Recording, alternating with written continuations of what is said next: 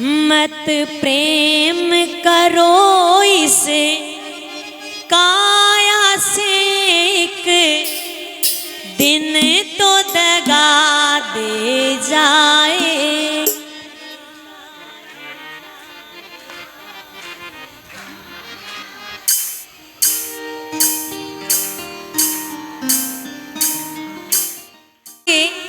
कोई व्यक्ति है, उसकी जितनी पहचान बाहर है उतनी उसकी गांव में नहीं होती है। अब देखिए मीराबाई कहाँ की थी? कहाँ की थी मीराबाई? मीराबाई महाराज मारवाड़ी थी। हाँ, राजस्थान बोल दो, मारवाड़ बोल दो, लेकिन जितने पद मीराबाई के गुजरात में गाए जाते हैं उतने पद राजस्थान में नहीं गाए जाते। इतने पद राजस्थान में नहीं गाए जाते हैं। और नरसिंह मेहता कहाँ के थे?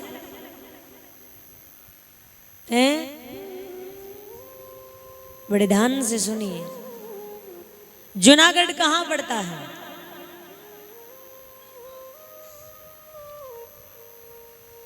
जूनागढ़ पड़ता है गुजरात में। नरसिंह मेहता कहाँ के थे? गुजरात के थे, जूनागढ़ के। लेकिन गुजरात में नानी बाई का मायरा कोई नहीं सुनता है, कोई जानता ही नहीं है। अब अलग बात है, अब तो महाराज सोशल मीडिया का आ गया जमाना, अब तो अलग बात है, लेकिन कोई जानता ही नहीं था नानी बाई का मायरा। और सबसे ज्यादा नानी बाई का मायरा सुना जाता है तो कहाँ सुना जाता है?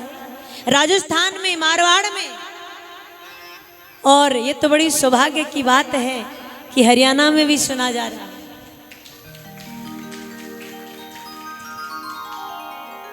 एमपी में भी बहुत ज्यादा नानी बाई के मायरे को सुनते हैं, क्योंकि वहाँ के जो भक्त हैं वो भी अपने राजस्थान से ही गए हुए हैं। जब उनसे मिलते हैं तो पता चला कि दीदी जी, हम भी कोई टाइम में खाने को कुछ भी नहीं था राजस्थान में, तो हम सभी इधर आ गए पानी के सहारे।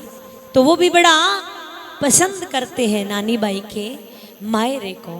कहने का मतलब मेरा क्या है कि जो व्यक्ति जहाँ का होता है वहाँ पर उसका आदर मान सत्कार नहीं होता। मान लीजिए कि कोई अफसर है और बाहर लोग मारवाड़ी में कहे महाराज लोटो लेन उबा रहे, लेकिन घर आन पानी मांगे तो घरवाला के कवे बोरो पानी और जान पी ले। चाहे वो कितने ऊंचे पद पे हो, चाहे वो कितनी प्रतिष्ठा उसने पा रखी हो, लेकिन घर आएगा तो महाराज पानी खुद ने पीनो ही पड़े। बाहर चाहे लोग कितने आदर मान सत्कार करते हो, लेकिन वो घर पे नहीं मिलता है, गांव में नहीं मिलता है। तो महाराज नरसिंह मेहता जो है, इनकी जो भक्ति है वो एक जन्म से परवान नहीं चढ़ी है। आपके भी कोई पिछले जन्म के कोई पुण्य कर्म किए हुए होंगे जो आज आप भक्ति भी कर रहे हैं और भगवान की कथा भी सुन रहे हैं। आपने कोई जप तप जरूर किया है, वही आज फलित हो रहा है। नहीं, भक्ति एक जन्म से परवान नहीं चढ़ती महाराज। नरसिंह मेहता की जो भक्ति है वो एक जन्म से परवान नहीं चढ़ी। भजन करनो बड़ो दोरो है। इन संसार में अगर बाकी सारो ही काम सोरो है महाराज। मारवाड़ी समझ में आवे आती है ना, क्योंकि मायरे में मारवाड़ी जरूरी है। जब तक अपन राजस्थानी मारवाड़ी नहीं बोलेंगे तब तक इसका आनंद भी नहीं आएगा। वैसे मैं आपको इसका अर्थ कर कर बताती चलूंगी, ऐसी कोई बात नहीं है, क्योंकि कथा आपको पूर्ण तरीके से समझ आनी चाहिए। तो भक्ति करनो बड़ो दोरो काम है। और इन संसार में रहन अगर सबसु दोरो काम है तो वो भगवान रो भजन करनो है। महाराज कई बार जावा तो माताएं बोल देती है, हाँ महाराज थारे तो मौज ही हो रही है? लेकिन अठे आन बैठो ठा पड़े केड़ी मौज है। सबसु दोरो काम है तो काई है, भगवान को भजन करनो, कीर्तन करनो, माला करनी, सबसु दोरो काम है। लेकिन देखने में बड़ो सरल लागे कि महाराज तो क्योंकि इनकी गृहस्थी तो कुछ है नहीं, हम इतने झंझट में फंस रहे, इतने जाल जंजाल में फंसे हुए, हमें इतना करना पड़ता है, इतना करना पड़ता है, हम कितने परेशान रहते हैं। साधु संत महाराज है, इनकी कोई दिक्कत भी नहीं है, कोई परेशानी भी नहीं है, इनका काम चल जाता है। लेकिन ये जितना सरल दिखता है ये उतना ही मुश्किल है, ये उतना ही मुश्किल है। तो कवि कहते हैं कि नरसिंह जी की भक्ति जो है एक जन्म सु परवान नहीं चढ़ी, कि भगत बीज पलटे नहीं जो जुग जाए अनंत, और ऊंच नीच गर अवत रहे और रहे संत के संग। चाहे वो किसी भी कुल में जन्म ले ले, वो कहीं भी ले ले, लेकिन भक्ति का जो बीज है वो फूट ही जाता है। नरसिंह मेहता का जो जन्म है वो नागर कुल में हुआ था, लेकिन सबसे पहले वो बहुत बड़े राजा हुआ करते थे और ब्राह्मणों का श्राप लग गया। इस कारण से उसे शेर का शरीर मिल गया, सिंह देह मिल गई, लेकिन पीपो जी का संग हुआ और पीपो जी की संगत के कारण उन्होंने सिंह देह का त्याग कर दिया और उनको जन्म मिल गया नरसिंह जी के रूप में। नाहर को नरसिंह भयो और नाहेरे की भई नार, उनका जन्म नरसिंह जी के रूप में हुआ और नागर वंश में हुआ। गुजरात में जूनागढ़ के पास एक छोटा सा तलाजा नाम का गांव है। ये भी भगवान के बड़े भगत हैं, लेकिन इनको जरा बिठाइए बड़े प्यार से।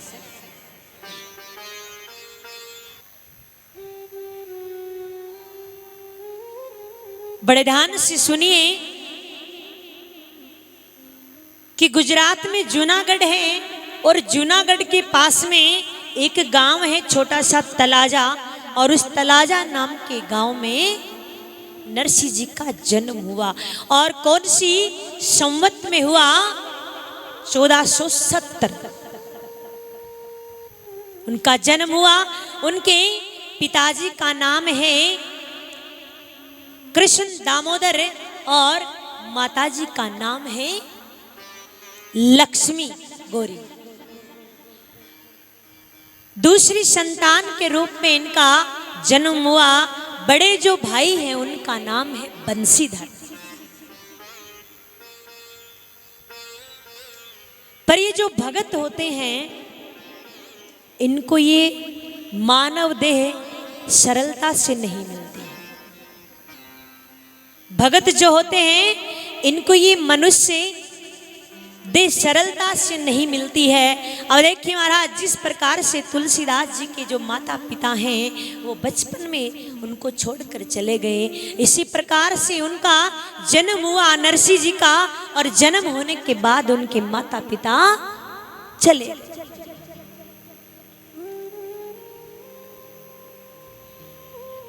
और उनका पालन पोषण करती थी उनकी दादी जी। दादी जी का नाम था जय कुंवरी। दादी जी उनका पालन पोषण करती, लेकिन करे क्या? एक विडंबना ये कि नरसिंह जी को वाणी नहीं आती, नरसिंह जी ने बोली नहीं आती। अब कोई कुछ नहीं कहे, कोई कोई देख रेख ना करे, लेकिन सबसे ज्यादा चिंता, सबसे ज्यादा टेंशन, सबसे ज्यादा परेशानी किसको? दादी जय कुंवरी को। नरसिंह जी 3 वर्ष रा था तब सु लेकर 9 वर्ष रा हो गया, तब सु नरसिंह जी री दादी जय कुंवरी उनको लिए घूमती है। क्योंकि महाराज पहले क्या होता था, आजकल जो ये बड़े बड़े हॉस्पिटल हैं, बड़े बड़े हॉस्पिटलों में बड़े बड़े डॉक्टर्स हैं और साधन संपन्न जो लोग होते हैं वो अपना इलाज भी करवा लेते हैं, लेकिन पहले ऐसा नहीं होता था। पहले 2 ही काम होते थे कि या तो कोई संतों का आशीर्वाद काम आता था या फिर लोग वैद्यों के पास जाया करते थे। इसके अलावा और कोई दवा नहीं थी। अब दादी जय कुंवरी क्या करती है, नरसिंह जी को हर संतों के पास, हर मंदिर में लेकर जाती है कि कोई तो मेरे इन पोते ने आशीर्वाद दे देवे और मारे ई पोते ने वाणी आई जाओ और मारे ई पोते रो जन्म सफल हो जाओ महाराज।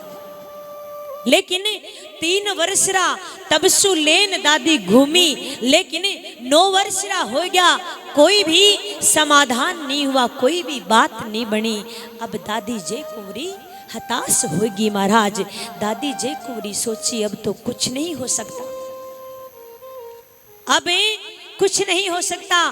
एक दिन महाराज क्या हुआ कि वो शिवरात्रि आती है और जैसे ही शिवरात्रि आती है, अब शिवरात्रि के दिन भोले बाबा के मंदिर में भजन हो रहा है, कीर्तन हो रहा है, सत्संग हो रहा है, साधु संतों की मंडली आई हुई है, भगत आ रहे हैं, भगत जा रहे हैं, भगवान की पूजा कर रहे हैं। आज सुबह सुबह दादी जय कुंवरी भी मन में विचार करती है कि मैं भी आज क्यों न इसको नरसिंह को लेकर चलूं और सुबह सुबह जल्दी चलूं, क्योंकि देरी कर दूंगी तो भक्तों की संख्या ज्यादा हो जाएगी और मैं भगवान की पूजा कर नहीं पाऊंगी, भोले बाबा को जल अर्पण नहीं कर पाऊंगी। और हाथ पकड़ती है नरसिंह मेहता का और दादी एक हाथ में जल का लोटा लेती पहुंच जाती है शिवालय के अंदर।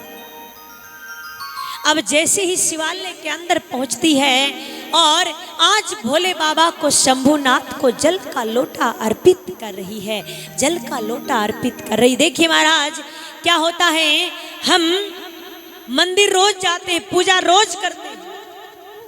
कितने भक्त ऐसे जो रोज मंदिर जाते हैं? ए महाराज मंदिर कितनी जाओ क्या बाकी थारो का ही होसी हैं, थे भी जाओ। देखिए और हम कुछ करें ना करें, लेकिन मंदिर जरूर जानो चाहिए। तो महाराज पूजा हम रोज करते हैं, लेकिन जब जिस दिन ये लगता है ना आज इस संसार में कोई नहीं है, सब रूठ जाते हैं, ये मान लो ये लगता है कि आज कोई सहारा ही नहीं है, और उस दिन हम मंदिर जाते हैं और उस दिन मंदिर जाकर हम भगवान के सामने जब रो देते हैं, आरत भाव से पूजा करते हैं, उस दिन मेरा भगवान अवश्य सुनता है, आपकी सुनाई करता है वो। लेकिन जब तक तुम इस संसार से मांगते रहोगे, जब तक तुम उम्मीद करोगे कि नहीं मेरा पति मेरी सहायता कर देगा, नहीं मेरा जेठ ही सहायता कर देगा, नहीं मेरा ससुर ही सहायता कर देगा, नहीं परिवार वाले ही सहायता कर देंगे, नहीं ये समाज वाले ही सहायता कर देंगे, लेकिन जब ये लग जाता है ना कि कोई सहायता नहीं करेगा, तब हम इसके चरणों में जाते हैं। और तब तक तुम इस रिश्तेदारों के चक्कर में पड़े रहते हो, तब तक हमारा भगवान, हमारे कन्हैया भी कहते चल ठीक है तू मांग ले सहायता, मैं भी देखूं कितनी सहायता करते हैं, एक बार मैं भी देख लूं।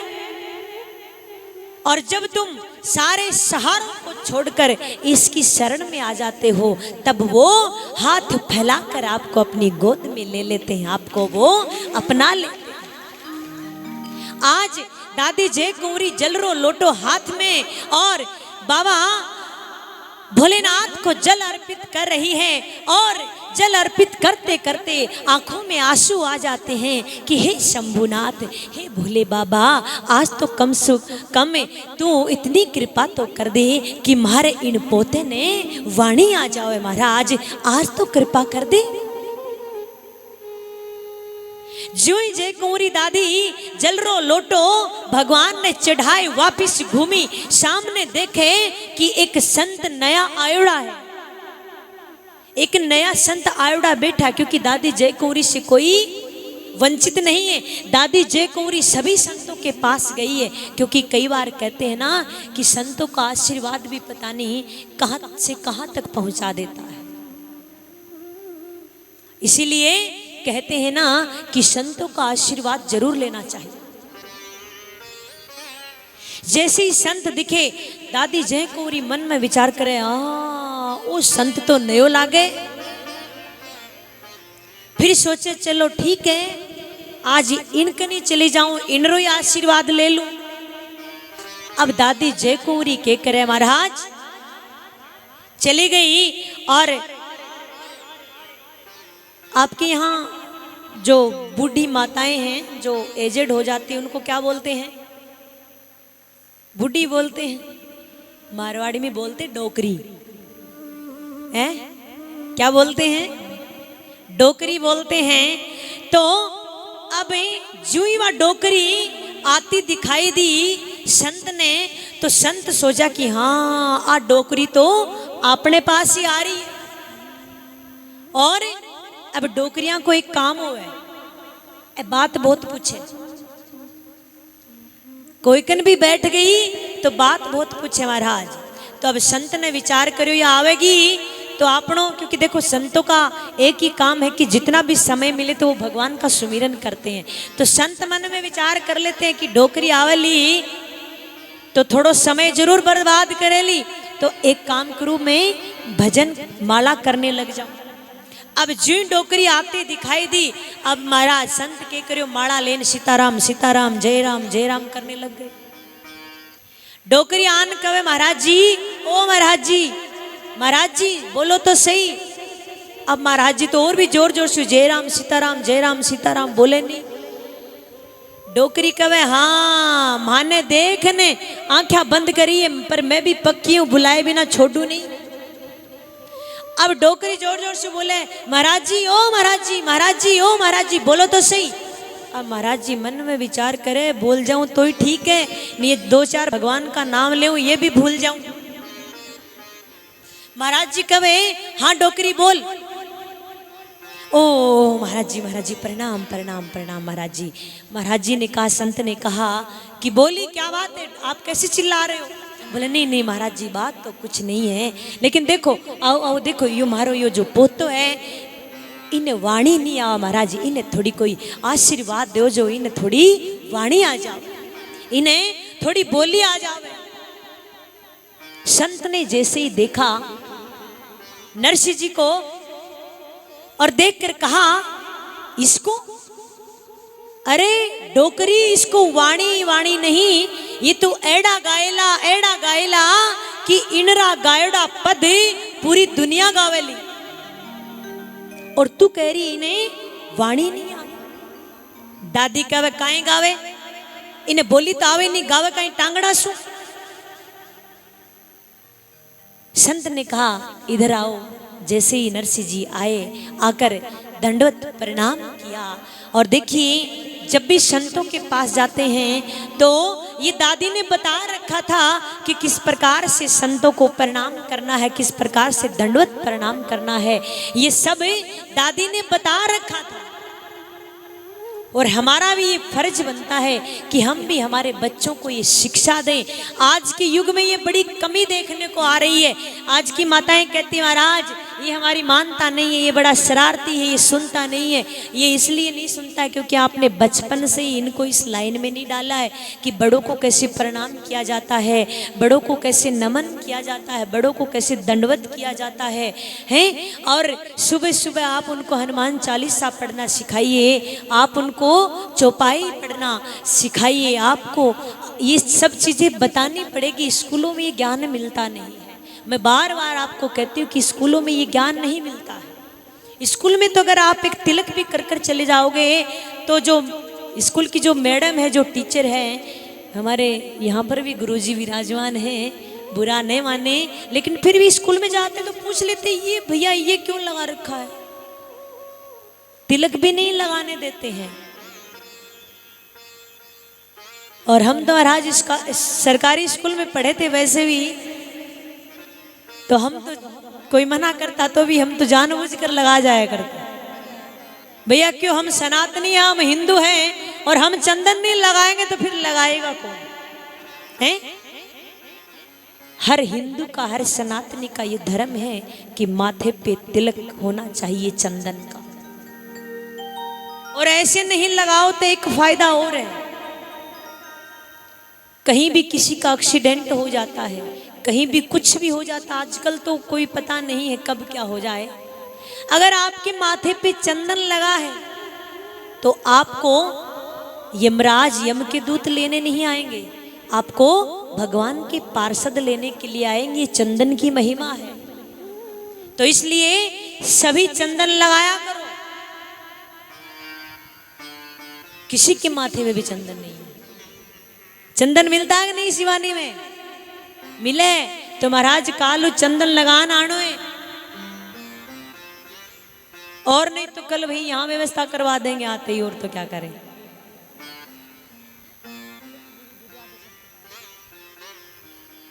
चंदन की बहुत बड़ी महिमा है।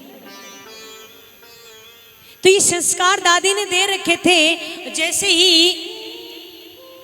नरसिंह जी संत के सामने आए, दंडवत प्रणाम किया, और संत ने क्या किया, नरसिंह जी को अपने घोड़े पे बिठाया, अपने गोद में बिठाया, और बैठाकर नरसिंह जी के कान में कहा कि बोलिए बेटा राधे कृष्णा। नरसिंह जी कुछ नहीं बोले, फिर से बोले बोलिए बेटा राधे कृष्णा। नरसिंह जी कुछ नहीं बोले।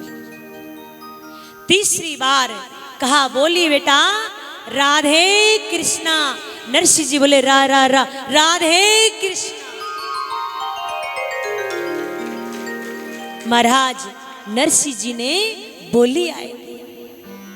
संत ने कहो कि देख डोकरी थारे पोते ने बोली आएगी। दादी बड़ी खुश हुई और कहो महाराज ओ हो थारो बहुत बहुत धन्यवाद। महाराज अब मैंने यूं बताओ थाने काई देऊ, थाने के देऊ, चलो हमारे घरा थे भोजन कर लो। बोला नहीं नहीं हम किसी के घरे भोजन नहीं करते। अब दादी अंटी में हाथ दियो और हाथ देने सोचे 5 रुपया देऊँ, ही संत ने 10 रुपया देऊँ। फिर मन में विचार करे ओ संत 5 रुपया को काई करेगो, है ने 1 रुपया ही दे दूँ काफी है। अब संत पहचान गया, समझ गया। संत कहो डोकरी रहने दे नहीं चाहिए। अच्छा ठीक है महाराज थारो बहुत बहुत धन्यवाद। अब दादी जे कोरी इतनी खुश और नरसिंह जी रो हाथ पकड़ने खींचे लिए जाए और घर ने आए आवाज दे ओ बंशीधर देख थारे भाई ने बोली आएगी, देख थारे भाई ने बोली आएगी। दौड़ी दौड़ी गई। बंशीधर की जो पत्नी है उसका नाम है द्रुत गौरी, और जैसा नाम वैसा ही काम, स्वभाव की भी बड़ी करूर। दौड़ी दौड़ी गई दादी, देख सुन, देख थारे देवर ने बोली आएगी, देख थारे देवर ने वाणी आएगी। भाभी कहो मैं काई करूं, वाणी आएगी तो अच्छी बात है, रोज मारो दिमाग खावेला, मैं काई करूं। घर में किसी को भी खुशी नहीं, लेकिन दादी जे पूरी बड़ी खुश, बड़ी प्रसन्न। अब क्या होता है, नरसिंह जी धीरे धीरे समय के अनुसार बड़े होते जा रहे हैं। अब दादी जी की एक चिंता तो मिट गई, लेकिन दूसरी चालू हो गई। कौन सी? कि अब हमारे इन पोतेरो ब्याह हो जावे तो मैं भी इनरो ब्याह देख लूं, इनरे बच्चा हो जा तो मैं भी पोता पोती रो दर्शन कर। दादी को फिर से चिंता लग गई। अब महाराज नरसिंह जी बड़े ही स्वभाव के सरल और भोले बाबा की पूजा किया करते थे, और उनकी शादी एक मणिक गौरी नामक सुकन्या के साथ हो जाती है। अब क्या करते हैं, नरसिंह जी की शादी हो जाती। नरसिंह जी के 2 बच्चे होते हैं। नरसिंह जी के 2 बच्चे होते हैं। बेटे का नाम है सावल सा और बेटी का क्या नाम है?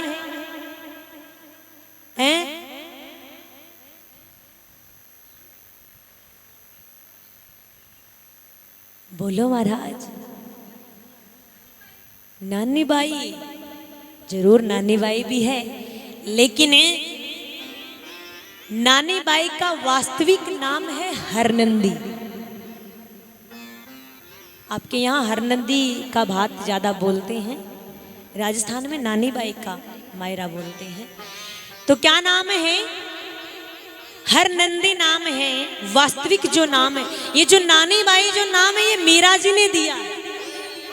मीरा जी ने जो पद लिखे हैं, जो पद गाए हैं, उनमें सबसे पहले उन्होंने रचना करी थी नानी बाई के मायरे की। उन्होंने सबसे पहले नानी बाई के मायरे की रचना करी थी। और नानी बाई क्यों कहा गया? क्योंकि देखिए पहले क्या होता था, जैसे सबसे छोटा बच्चा है तो उसको घर में बोलते थे नेनू राम, छोटू राम, छोटू लाल, ऐसे उनके नाम निकाला करते थे। और घर में अगर बड़ा होता था सबसे तो उसको बोलते थे जेठू राम, भंवरलाल, भंवरू, जेठूलाल, ऐसे उनके नाम हुआ करते थे। तो नानी बाई छोटी है घर में तो उनको सब नानी बाई बोलते थे।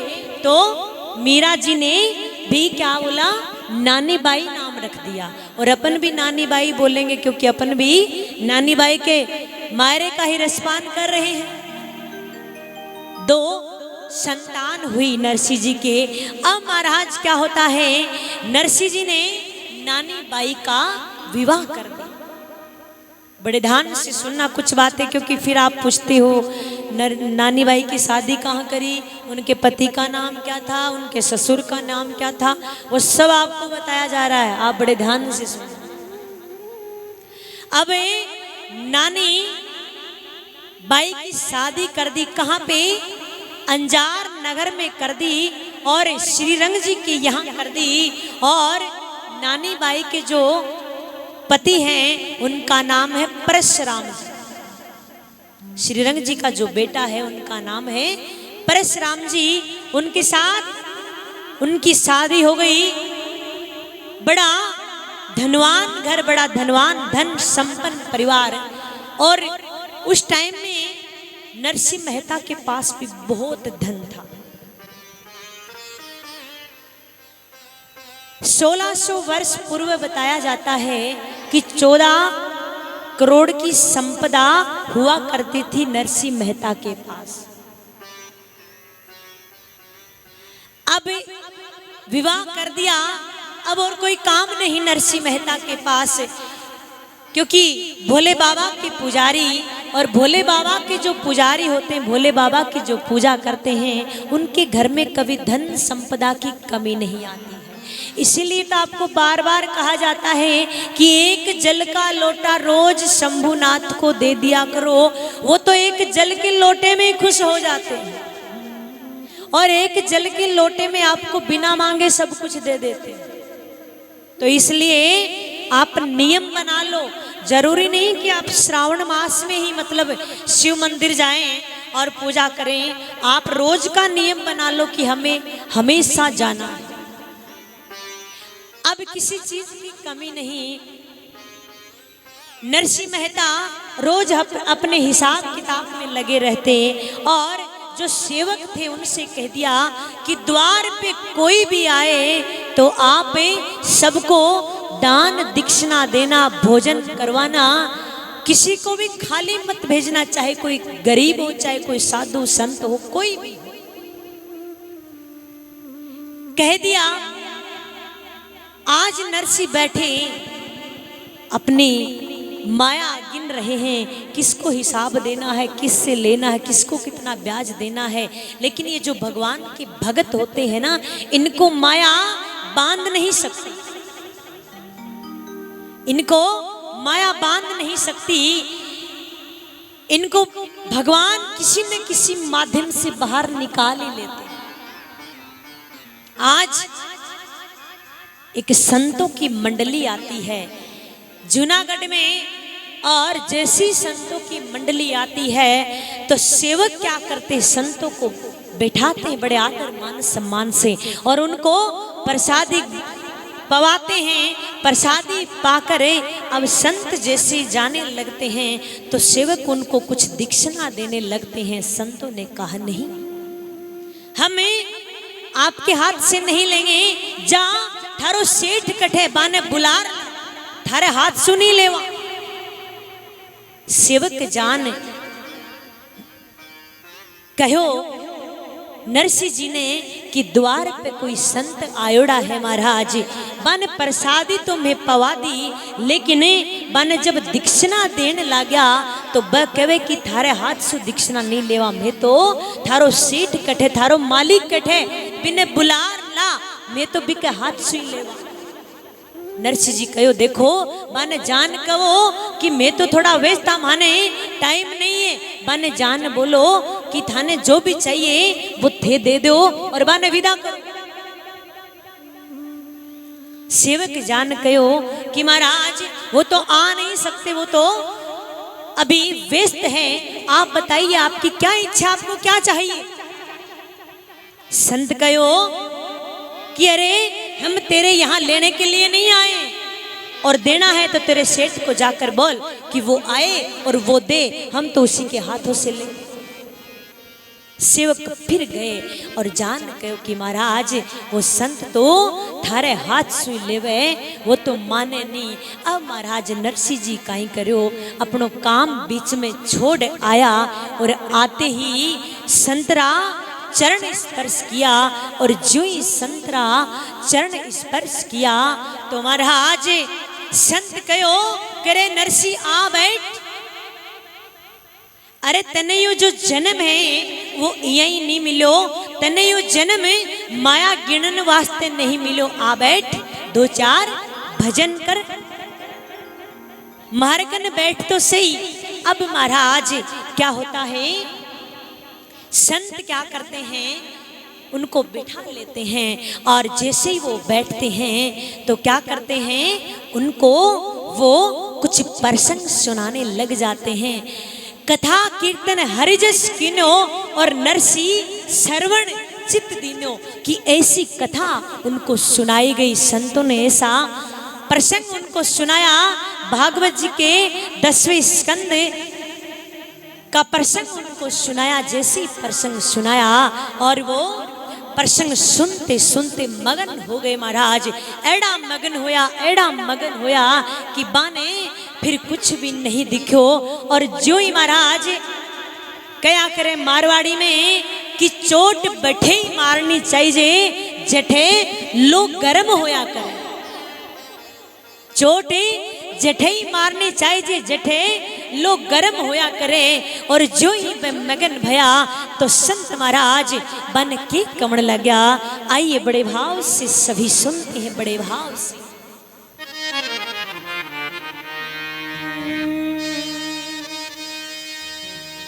मत प्रेम करो इसे काया से, एक दिन तो दगा दे जाए।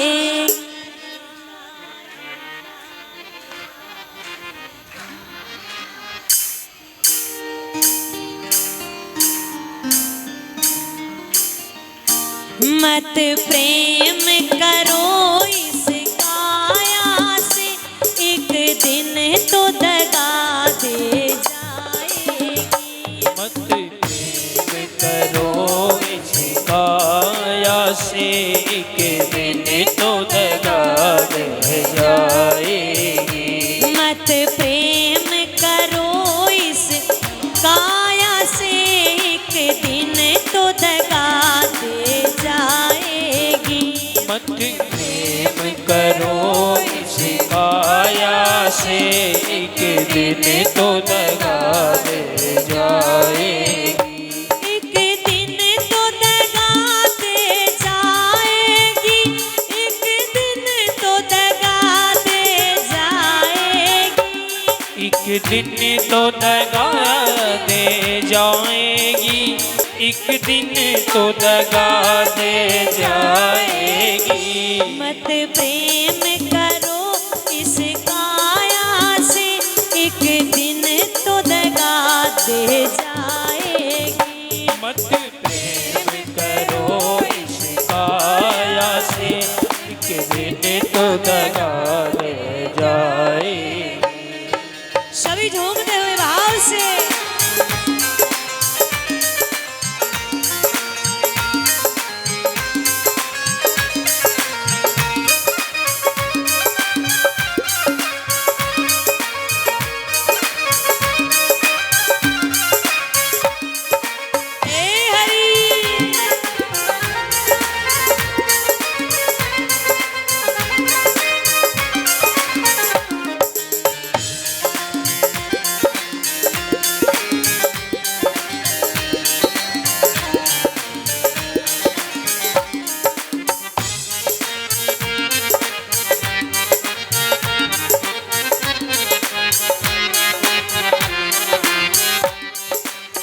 भैया बहना सब मतलब के, कोई ना साथ निभाएगा।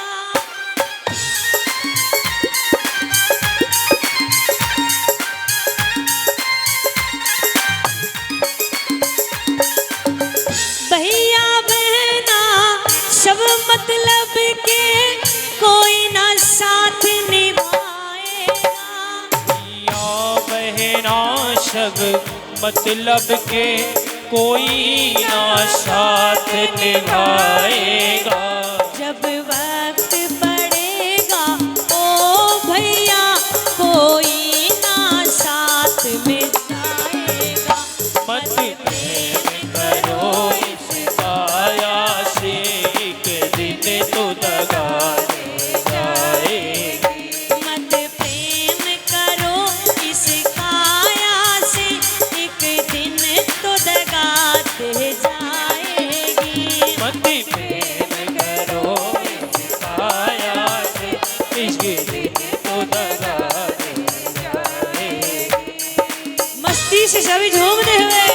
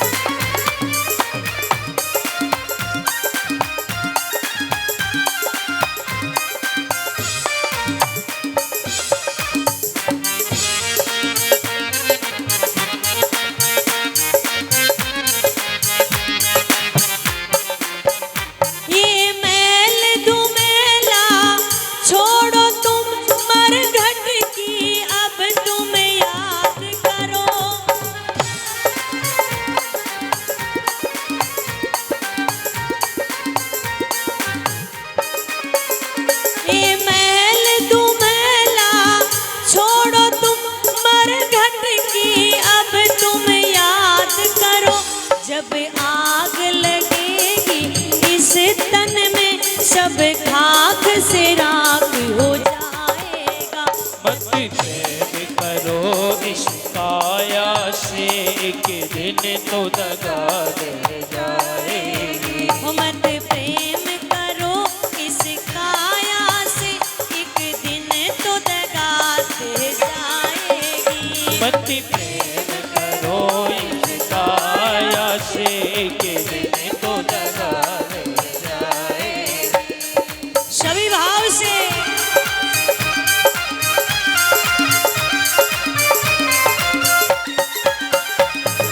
आहा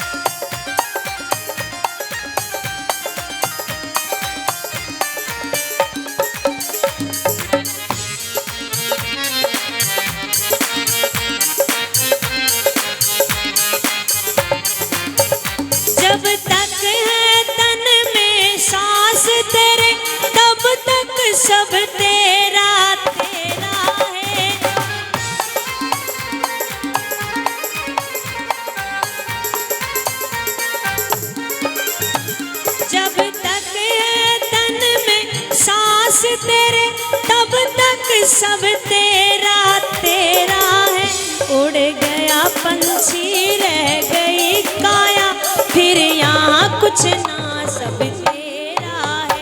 मत प्रेम करो इस काया से, एक दिन तो दगा दे जाए।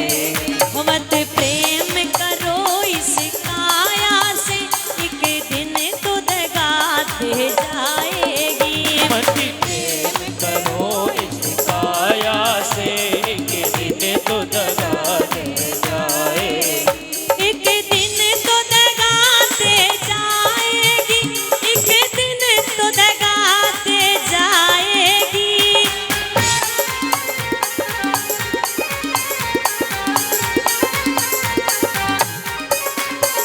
मत प्रेम करो इस काया से, एक दिन तो दगा दे जाएगी।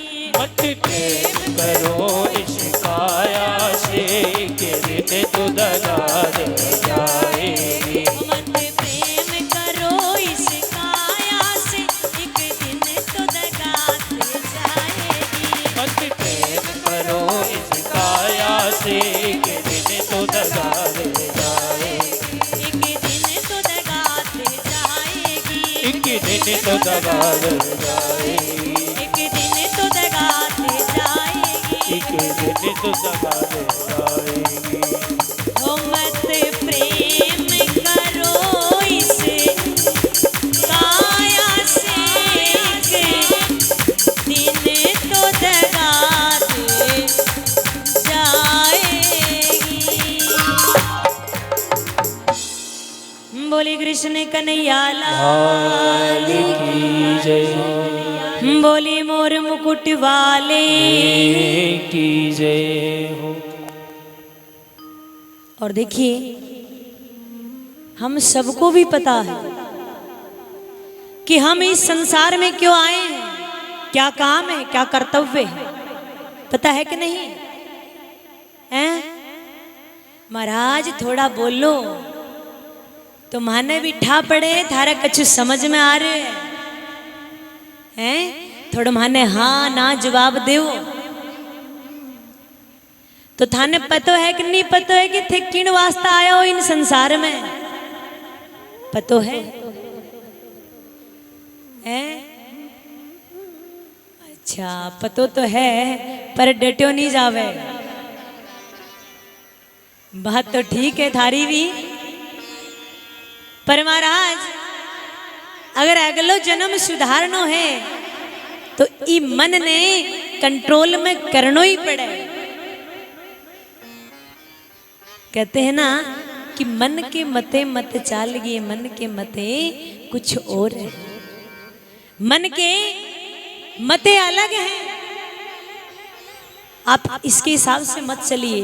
और मैं ये भी नहीं कहती कि आप मतलब परिवार ही छोड़ दीजिए, समाज ही छोड़ दीजिए, एकदम वैराग्य ले लीजिए, नहीं, मैं ये नहीं कहती। लेकिन संसार में रहिए, परिवार में रहिए, सबके बीच में रहिए, लेकिन भगवान की भक्ति, भगवान का स्मरण आप मत भूलिए। आप ये मत भूलिए कि आप क्यों आए हैं, आपका कार्य क्या है, आप मत भूलिए।